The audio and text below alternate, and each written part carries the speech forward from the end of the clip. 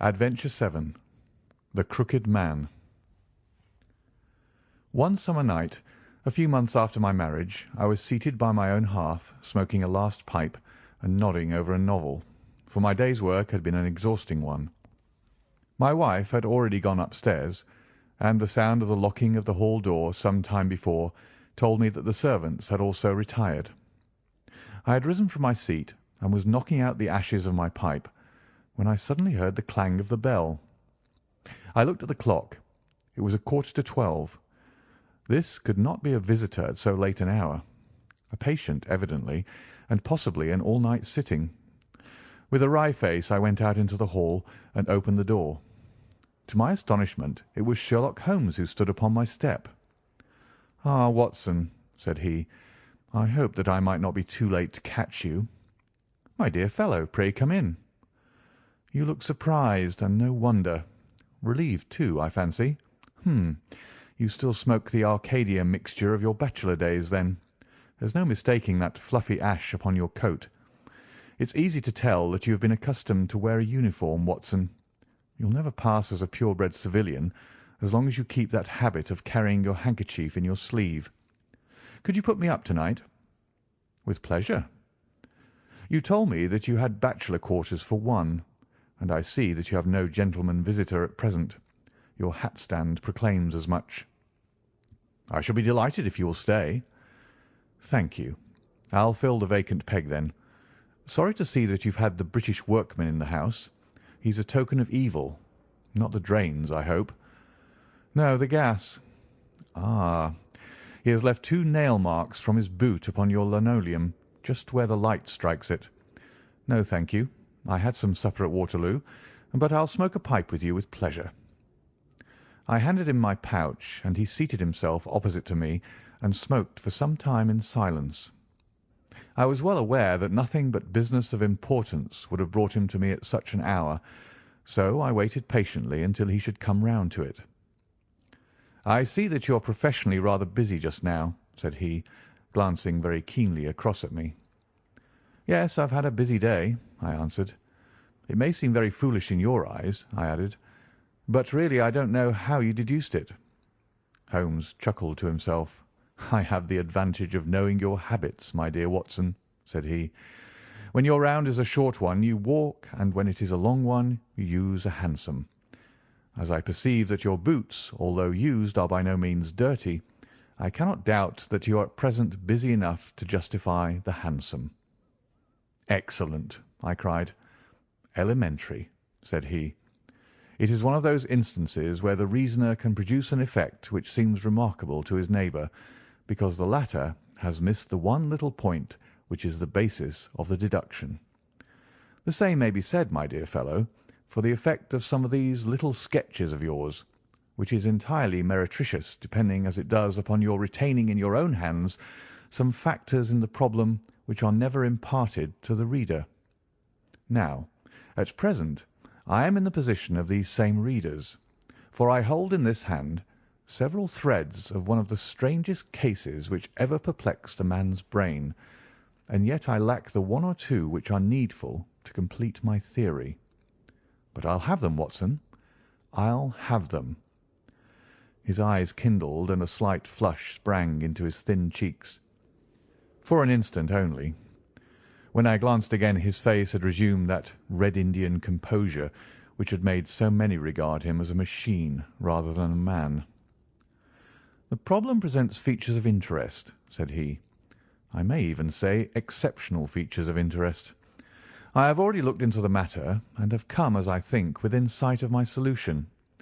If you could accompany me in the last step you might be of considerable service to me." "I should be delighted." "Could you go as far as Aldershot to-morrow?" "I have no doubt Jackson would take my practice." "Very good. I want to start by the 11:10 from Waterloo." "That would give me time." "Then, if you are not too sleepy, I will give you a sketch of what has happened and of what remains to be done." "I was sleepy before you came. I'm quite wakeful now."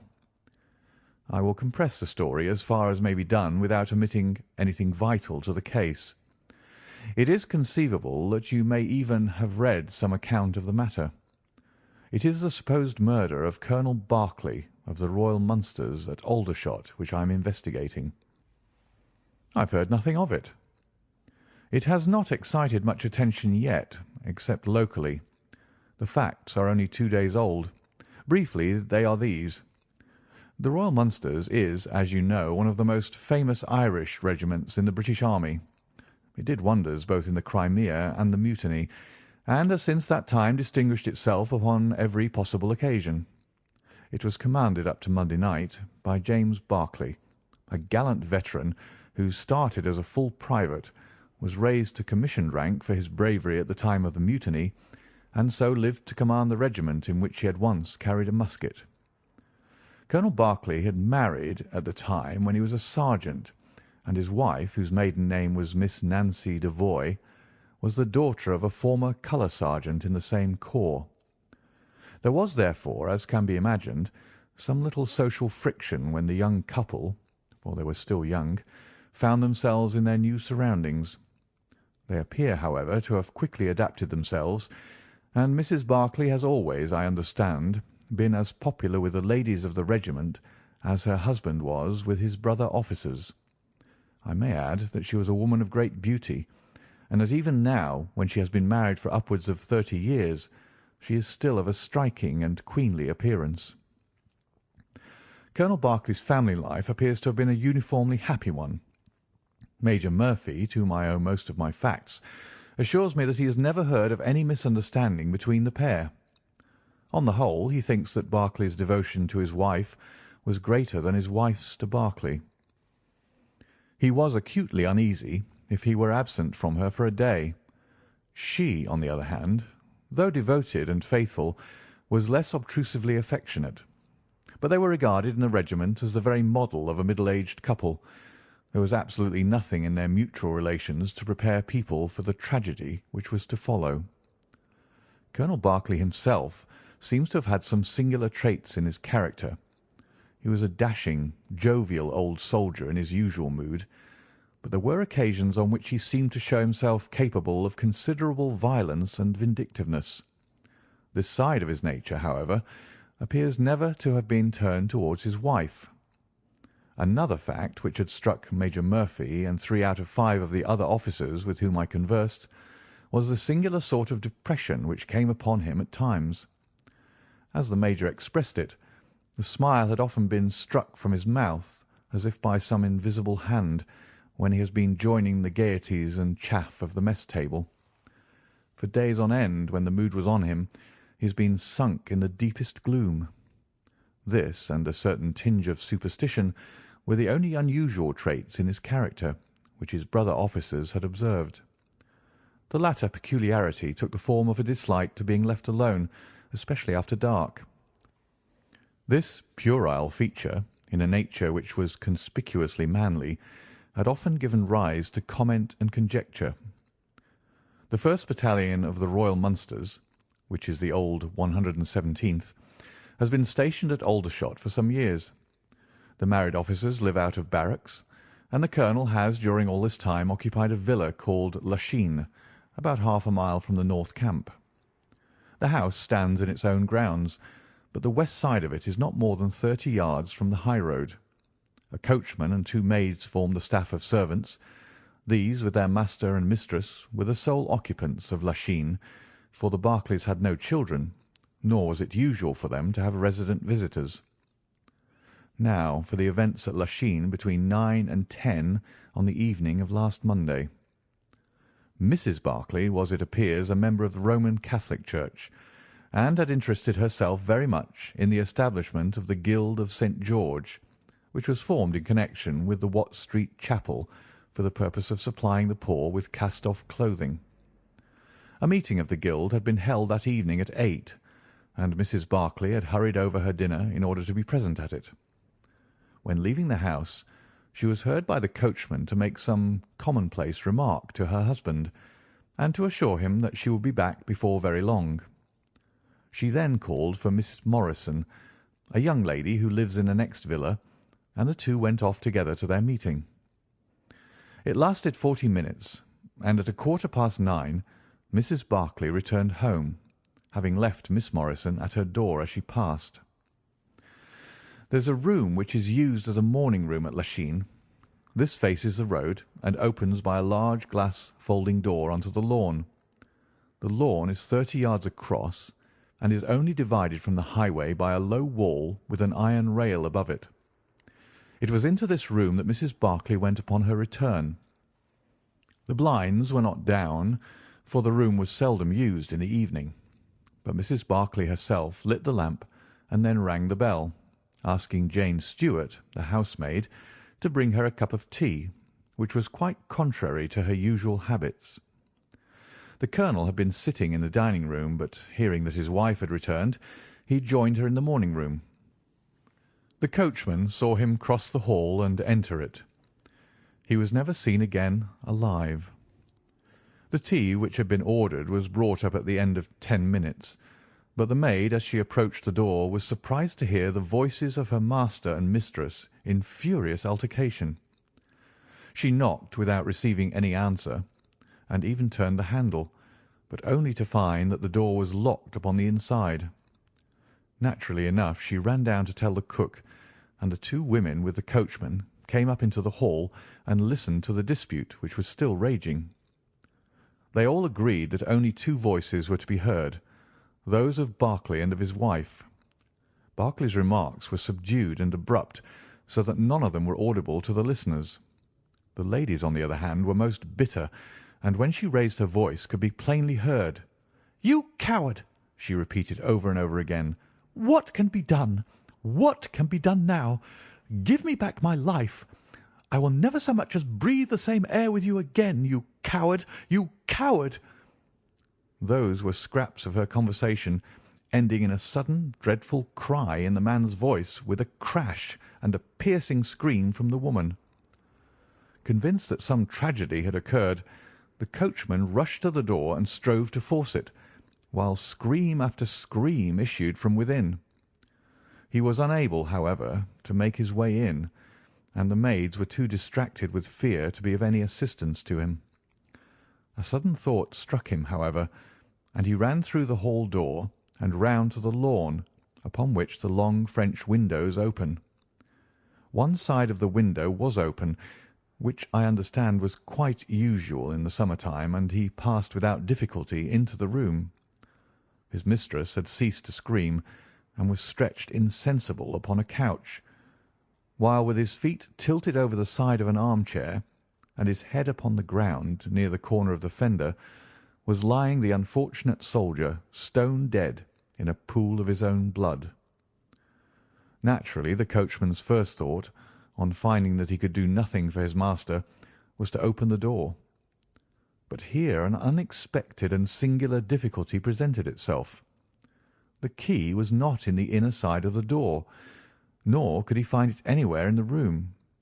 He went out again, therefore, through the window, and having obtained the help of a policeman and of a medical man, he returned. The lady, against whom naturally the strongest suspicion rested, was removed to her room, still in a state of insensibility.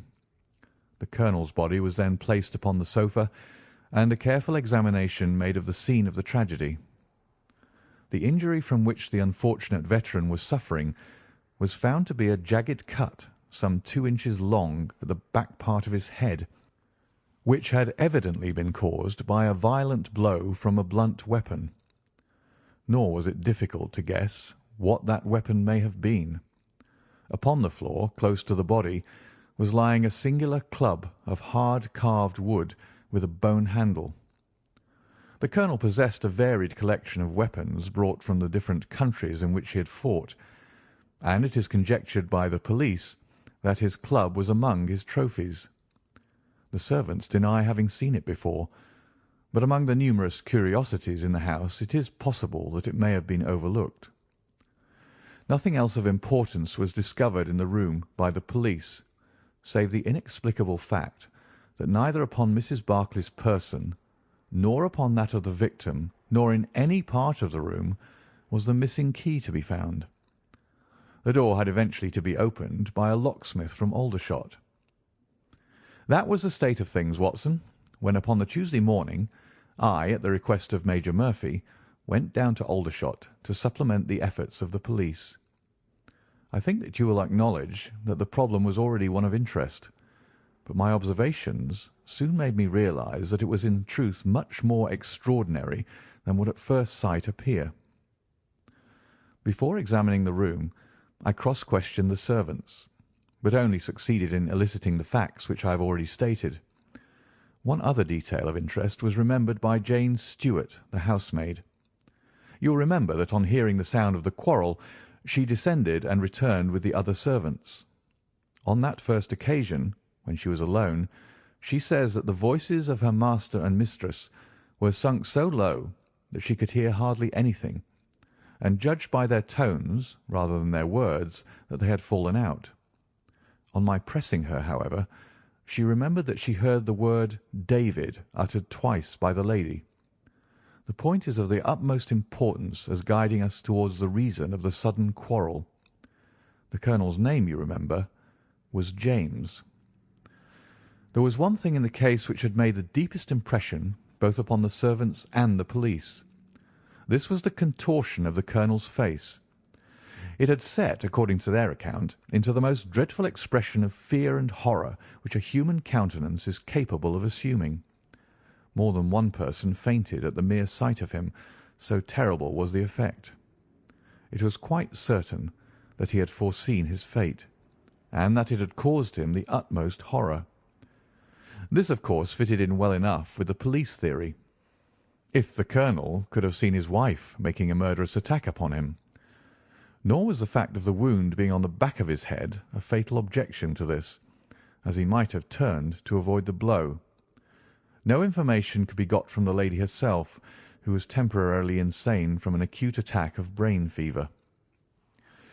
From the police I learned that Miss Morrison, who you remember went out that evening with Mrs. Barclay, denied having any knowledge of what it was which had caused the ill humour in which her companion had returned. Having gathered these facts, Watson, I smoked several pipes over them, trying to separate those which were crucial from others which were merely incidental. There could be no question that the most distinctive and suggestive point in the case was the singular disappearance of the door-key.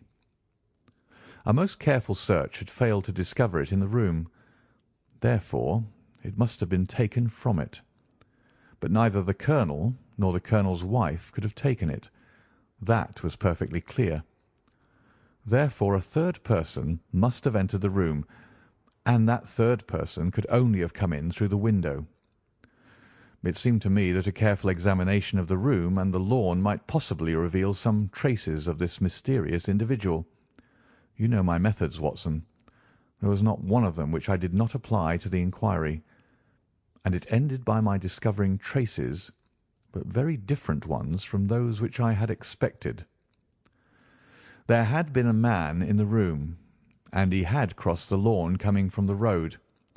I was able to obtain 5 very clear impressions of his footmarks, one in the roadway itself, at the point where he had climbed the low wall, 2 on the lawn, and 2 very faint ones upon the stained boards near the window where he had entered. He had apparently rushed across the lawn, for his toe marks were much deeper than his heels.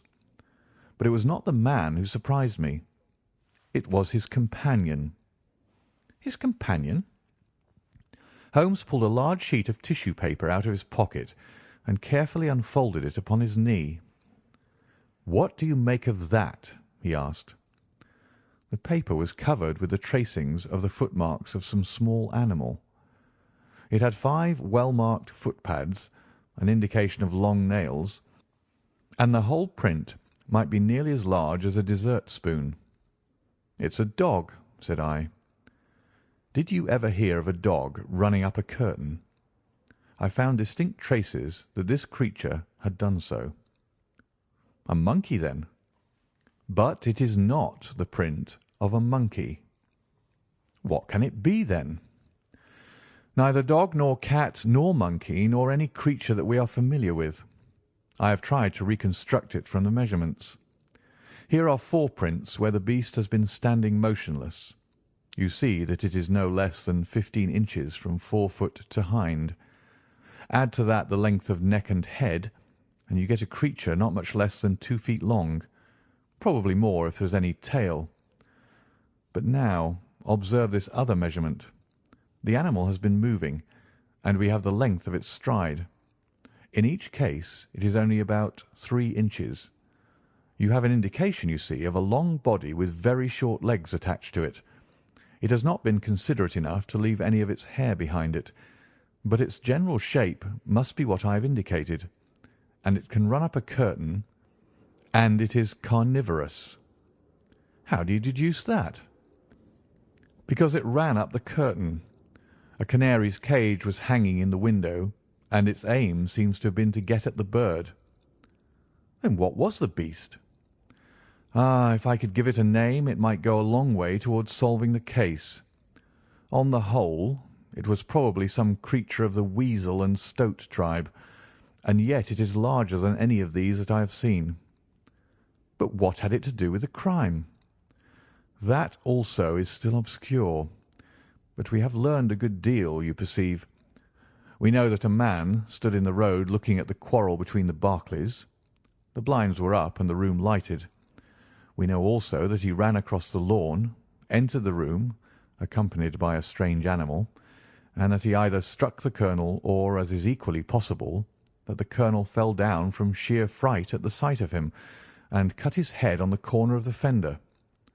Finally, we have the curious fact that the intruder carried away the key with him when he left.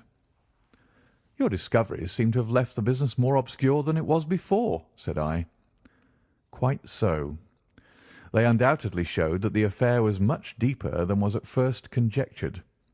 I thought the matter over, and I came to the conclusion that I must approach the case from another aspect. But really, Watson, I'm keeping you up, and I might just as well tell you all this on our way to Aldershot tomorrow. Thank you. You've gone rather too far to stop. It is quite certain that when Mrs. Barclay left the house at 7:30, she was on good terms with her husband. She was never, as I think I've said, ostentatiously affectionate, but she was heard by the coachman chatting with the colonel in a friendly fashion. Now, it was equally certain that immediately on her return she had gone to the room in which she was least likely to see her husband, had flown to tea as an agitated woman will, and finally, on his coming in to her, had broken into violent recriminations. Therefore something had occurred between 7:30 and 9 o'clock which had completely altered her feelings towards him. But Miss Morrison had been with her during the whole of that hour and a half. It was absolutely certain, therefore, in spite of her denial, that she must know something of the matter. My first conjecture was that possibly there had been some passages between this young lady and the old soldier, which the former had now confessed to the wife. That would account for the angry return, and also for the girl's denial that anything had occurred. Nor would it be entirely incompatible with most of the words overheard. But there was the reference to David, and there was the known affection of the colonel for his wife to weigh against it, to say nothing of the tragic intrusion of this other man, which might of course be entirely disconnected with what had gone before. It was not easy to pick one's steps, but on the whole I was inclined to dismiss the idea that there had been anything between the colonel and Miss Morrison, but more than ever convinced that the young lady held the clue as to what it was which had turned Mrs. Barclay to hatred of her husband. I took the obvious course, therefore, of calling upon Miss M., of explaining to her that I was perfectly certain that she held the facts in her possession, and of assuring her that her friend Mrs. Barclay might find herself in the dock upon a capital charge unless the matter were cleared up. Miss Morrison is a little ethereal slip of a girl, with timid eyes and blonde hair, but I found her by no means wanting in shrewdness and common sense. She sat thinking for some time after I had spoken, and then turning to me with a brisk air of resolution, she broke into a remarkable statement, which I will condense for your benefit. "I promised my friend that I would say nothing of the matter, and a promise is a promise," said she. "But if I can really help her when so serious a charge is laid against her, and when her own mouth, poor darling, is closed by illness, "Then I think I am absolved from my promise. I will tell you exactly what happened upon Monday evening. We were returning from the Watt Street Mission about 8:45. On our way we had to pass through Hudson Street, which is a very quiet thoroughfare. There is only one lamp in it, upon the left-hand side, and as we approached this lamp I saw a man coming towards us with his back very bent and something like a box slung over one of his shoulders. He appeared to be deformed, for he carried his head low and walked with his knees bent. We were passing him when he raised his face to look at us in the circle of light thrown by the lamp, and as he did so he stopped and screamed out in a dreadful voice, "My God, it's Nancy!" Mrs. Barclay turned as white as death, and would have fallen down had the dreadful-looking creature not caught hold of her. I was going to call for the police, but she, to my surprise, spoke quite civilly to the fellow. "I thought you had been dead this 30 years, Henry," said she, in a shaking voice. "So I have," said he, and it was awful to hear the tones that he said it in. He had a very dark, fearsome face, and a gleam in his eyes that comes back to me in my dreams. His hair and whiskers were shot with grey, and his face was all crinkled and puckered like a withered apple. "Just walk on a little way, dear," said Mrs. Barclay. "I want to have a word with this man. There's nothing to be afraid of." She tried to speak boldly, but she was still deadly pale, and could hardly get her words out for the trembling of her lips. I did as she asked me, and they talked together for a few minutes. Then she came down the street with her eyes blazing, and I saw the crippled wretch standing by the lamp-post and shaking his clenched fists in the air as if he were mad with rage. She never said a word until we were at the door again, when she took me by the hand and begged me to tell no one what had happened. "It's an old acquaintance of mine who has come down in the world," said she. When I promised her I would say nothing, she kissed me, and I have never seen her since. I have told you now the whole truth, and if I withheld it from the police, it is because I did not realize then the danger in which my dear friend stood. I know that it can only be to her advantage that everything should be known." There was her statement, Watson, and to me, as you can imagine, it was like a light on a dark night. Everything which had been disconnected before began at once to assume its true place, and I had a shadowy presentiment of the whole sequence of events. My next step, obviously, was to find the man who had produced such a remarkable impression upon Mrs. Barclay. If he was still in Aldershot, it should not be a very difficult matter. There are not such a very great number of civilians, and a deformed man was sure to have attracted attention. I spent a day in the search, and by evening, this very evening, Watson, I had run him down. The man's name is Henry Wood, and he lives in lodgings in this same street in which the ladies met him. He has only been 5 days in the place. In the character of a registration agent, I had a most interesting gossip with his landlady. The man is by trade a conjurer and performer, going round the canteens after nightfall and giving a little entertainment at each. He carries some creature about with him in that box, about which the landlady seemed to be in considerable trepidation, for she had never seen an animal like it. He uses it in some of his tricks, according to her account.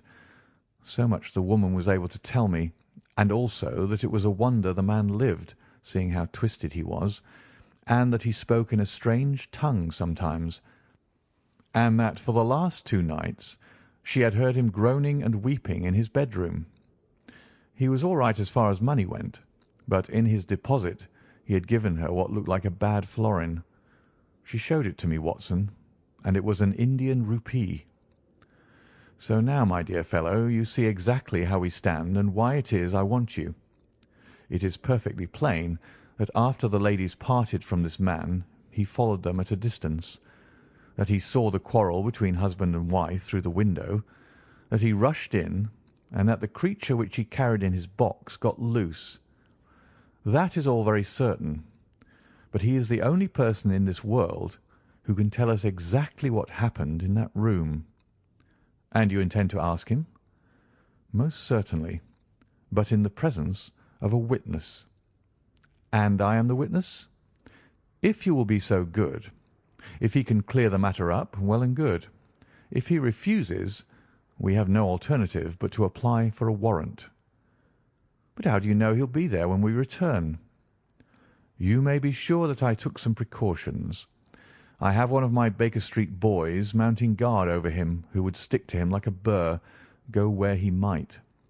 We shall find him in Hudson Street tomorrow, Watson, and meanwhile I should be the criminal myself if I kept you out of bed any longer. It was midday when we found ourselves at the scene of the tragedy, and under my companion's guidance we made our way at once to Hudson Street. In spite of his capacity for concealing his emotions, I could easily see that Holmes was in a state of suppressed excitement, while I was myself tingling with that half-sporting, half-intellectual pleasure which I invariably experienced when I associated myself with him in his investigations. "This is the street," said he, as we turned into a short thoroughfare lined with plain two-storied brick houses. "Ah, here is Simpson to report." "He's in all right, Mr. Holmes," cried a small street Arab running up to us. "Good, Simpson," said Holmes, patting him on the head. "Come along, Watson. This is the house." He sent in his card with a message that he had come on important business, and a moment later we were face to face with the man whom we had come to see. In spite of the warm weather, he was crouching over a fire, and the little room was like an oven. The man sat all twisted and huddled in his chair, in a way which gave an indescribable impression of deformity, but the face which he turned towards us, though worn and swarthy, must at some time have been remarkable for its beauty. He looked suspiciously at us now out of yellow-shot, bilious eyes, and without speaking or rising, he waved towards two chairs. "Mr. Henry Wood, late of India, I believe," said Holmes affably. "I've come over this little matter of Colonel Barclay's death." "What should I know about that?" "That's what I want to ascertain. You know, I suppose, that unless the matter is cleared up, Mrs. Barclay, who is an old friend of yours, will in all probability be tried for murder." The man gave a violent start. "I don't know who you are," he cried, "nor how you come to know what you do know. But will you swear that this is true that you tell me?" "Why, they are only waiting for her to come to her senses to arrest her." "My God! Are you in the police yourself?" "No." "What business is it of yours, then?" "It's every man's business to see justice done." "You can take my word that she is innocent." "Then you are guilty." "No, I'm not." "Who killed Colonel James Barclay, then?" "It was a just Providence that killed him. But mind you this, that if I had knocked his brains out, as it was in my heart to do, he would have had no more than his due from my hands. If his own guilty conscience had not struck him down, it is likely enough that I may have had his blood upon my soul. You want me to tell the story? Well, I don't know why I shouldn't, for there's no cause for me to be ashamed of it. It was in this way, sir. You see me now, with my back like a camel and my ribs all awry, but there was a time when Corporal Henry Wood was the smartest man in the 117th Foot. We were in India then, in cantonments, at a place we'll call Burti. Barclay, who died the other day, was sergeant in the same company as myself. And the belle of the regiment, aye, and the finest girl that ever had the breath of life between her lips, was Nancy Devoy, the daughter of the colour sergeant. There were two men who loved her, and one that she loved. And you'll smile when you look at this poor thing huddled before the fire, and hear me say that it was for my good looks that she loved me. Well, though I had her heart, her father was set upon her marrying Barclay. I was a harum-scarum, reckless lad, and he had had an education and was already marked for the sword belt. But the girl held true to me, and it seemed that I would have had her when the mutiny broke out, and all hell was loose in the country. We were shut up in Burti, the regiment of us with half a battery of artillery, a company of Sikhs, a lot of civilians and women folk. There were 10,000 rebels around us, and they were as keen as a set of terriers round a rat cage. About the second week of it our water gave out, and it was a question whether we could communicate with General Neill's column, which was moving up country. It was our only chance, for we could not hope to fight our way out with all the women and children, so I volunteered to go out and to warn General Neill of our danger. My offer was accepted, and I talked it over with Sergeant Barclay, who was supposed to know the ground better than any other man, and who drew up a route by which I might get through the rebel lines. At 10 o'clock the same night I started off upon my journey. There were 1,000 lives to save, but it was of only one that I was thinking when I dropped over the wall that night. My way ran down a dried-up watercourse, which we hoped would screen me from the enemy's sentries. But as I crept round the corner of it, I walked right into 6 of them, who were crouching down in the dark, waiting for me. In an instant I was stunned with a blow and bound hand and foot. But the real blow was to my heart and not to my head, for as I came to and listened to as much as I could understand of their talk, I heard enough to tell me that my comrade, the very man who had arranged the way that I was to take, had betrayed me by means of a native servant into the hands of the enemy. Well, there's no need for me to dwell on that part of it. You know now what James Barclay was capable of. Bertie was relieved by Neil next day, but the rebels took me away with them in their retreat, and it was many a long year before ever I saw a white face again. I was tortured and tried to get away, and was captured and tortured again. You can see for yourselves the state in which I was left. Some of them that fled into Nepal took me with them, and then afterwards I was up past Darjeeling. The hill folk up there murdered the rebels who had me, and I became their slave for a time until I escaped. But instead of going south, I had to go north until I found myself among the Afghans. There I wandered about for many a year, and at last came back to the Punjab, where I lived mostly among the natives, and picked up a living by the conjuring tricks that I had learned. What use was it for me, a wretched cripple, to go back to England or to make myself known to my old comrades? Even my wish for revenge would not make me do that. I had rather that Nancy and my old pals should think of Harry Wood as having died with a straight back, than see him living and crawling with a stick like a chimpanzee. They never doubted that I was dead, and I meant that they never should. I heard that Barclay had married Nancy, and that he was rising rapidly in the regiment, but even that did not make me speak. But when one gets old, one has a longing for home. For years I've been dreaming of the bright green fields and the hedges of England. At last I determined to see them before I died. I saved enough to bring me across, and then I came here where the soldiers are, for I know their ways and how to amuse them and so earn enough to keep me." "Your narrative is most interesting," said Sherlock Holmes. "I have already heard of your meeting with Mrs. Barclay and your mutual recognition. You then, as I understand, followed her home and saw through the window an altercation between her husband and her, in which she doubtless cast his conduct to you in his teeth. Your own feelings overcame you, and you ran across the lawn and broke in upon them." "I did, sir, and at the sight of me he looked as I have never seen a man look before, and over he went with his head on the fender. But he was dead before he fell. I read death on his face as plain as I can read that text over the fire. The bare sight of me was like a bullet through his guilty heart." "And then?" "Then Nancy fainted, and I caught up the key of the door from her hand, intending to unlock it and get help.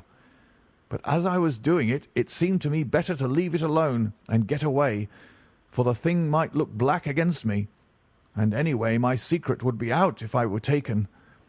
In my haste I thrust the key into my pocket and dropped my stick while I was chasing Teddy, who had run up the curtain. When I got him into his box, from which he had slipped, I was off as fast as I could run." "Who's Teddy?" asked Holmes. The man leaned over and pulled up the front of a kind of hutch in the corner.